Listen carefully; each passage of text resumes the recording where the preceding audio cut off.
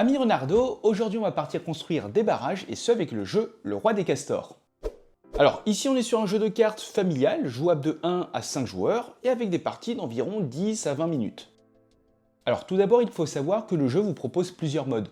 Vous avez un mode classique avec les règles de base, un mode découverte avec des règles simplifiées, parfait pour vos premières parties, un mode expert avec quelques règles en plus pour plus de challenge, et à côté de ça vous avez également un mode 2v2 et un mode solo. Mais dans un premier temps, je vous propose de voir ensemble les règles du mode classique avant de voir ensemble ce que propose le mode découverte et le mode expert. Alors, en ce qui concerne la mise en place, vous allez distribuer une carte personnage parmi les 6 à chacun. Ces cartes vous donnent un effet ainsi qu'un bonus.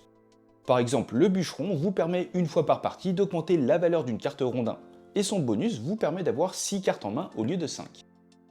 En fonction du nombre de joueurs, vous allez préparer le paquet de cartes, et après l'avoir mélangé, vous allez en distribuer 5 à chacun, excepté le joueur qui a la carte bûcheron, qui va alors en recevoir une 6ème. Et là, vous êtes déjà prêt à démarrer la partie. Dans une partie du Roi des Castors, vous allez jouer à tour de rôle jusqu'à ce qu'un joueur termine tous ses barrages, et nombre de barrages qui va varier selon le nombre de joueurs. Et dans ce cas-là, il remporte la partie. A votre tour, vous pourrez tout d'abord, si vous le souhaitez, utiliser le pouvoir de votre personnage. Par exemple avec la sentinelle, je pourrais piocher 2 cartes, en garder une et défausser l'autre. Vous devrez ensuite piocher la première carte du paquet, et c'est à ce moment-là que vous allez pouvoir résoudre une action principale parmi 3. Vous pourrez jouer jusqu'à 3 cartes rondins, très utiles pour développer vos barrages. Ces cartes comportent une valeur allant de 1 à 3. Pour compléter un barrage, vous devrez atteindre ou dépasser une certaine valeur qui dépend du nombre de joueurs. Dans une partie à 2 ou 3 joueurs, un barrage va comptabiliser 7 points de rondins, et 5 dans une partie à 4 ou 5. Quand vous jouez une carte rondin, vous devrez toujours jouer la carte de plus petite valeur dans votre main. Les rondins suivants doivent être empilés par ordre croissant ou égal à la valeur précédente. A noter que si vous complétez un barrage, c'est-à-dire si vous atteignez ou dépassez la valeur requise, votre action se termine immédiatement et vous passerez à la 4ème étape. Et les cartes d'un barrage complété sont retournées face cachée. A la place de jouer des cartes rondins, vous pourrez jouer une carte action en orange ou une carte bonus en violet. A noter que ces dernières sont seulement utilisées dans des parties à 3 joueurs ou plus. Et vous appliquerez tout simplement les effets. Par exemple avec la carte action troc avantageux, vous pourrez défausser jusqu'à 2 cartes de votre main et piocher autant de cartes. Vous pourrez ensuite rejouer, c'est-à-dire effectuer une nouvelle action principale parmi les 3. Dernière option que vous allez pouvoir faire durant votre phase principale, c'est de vous défausser de 1 à 3 cartes de votre main. Une fois votre action principale réalisée, vous compléterez tout simplement votre main afin d'avoir 5 cartes, et c'est ensuite au tour du joueur suivant.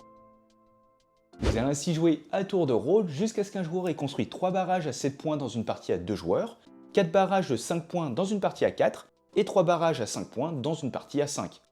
Et dans ce cas-là, il est déclaré grand vainqueur. Donc voilà pour ce qui était des règles du mode de base. Mais comme dit précédemment, vous avez également la présence d'un mode découverte, avec des règles simplifiées.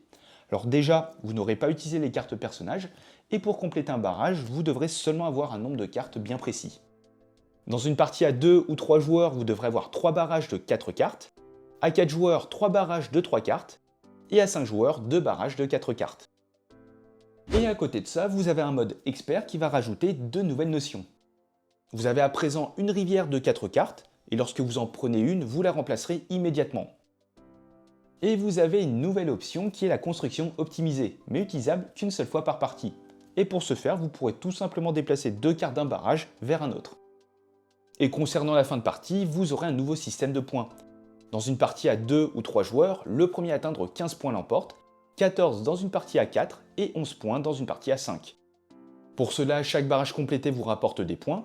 Un barrage de 7 points vous rapporte 4 points de victoire, un barrage de 6 points vous en rapporte 3, un barrage de 5 points vous en rapporte 2, et un barrage de 4 points vous rapporte 1 point de victoire. Vous obtiendrez également des bonus, avec un bonus de 2 points si le joueur a 5 barrages complets ou plus, et un bonus de 1 point si tous les barrages du joueur ont la même valeur totale avec un minimum de 3 barrages. Et le premier à obtenir le nombre de points requis remporte la partie.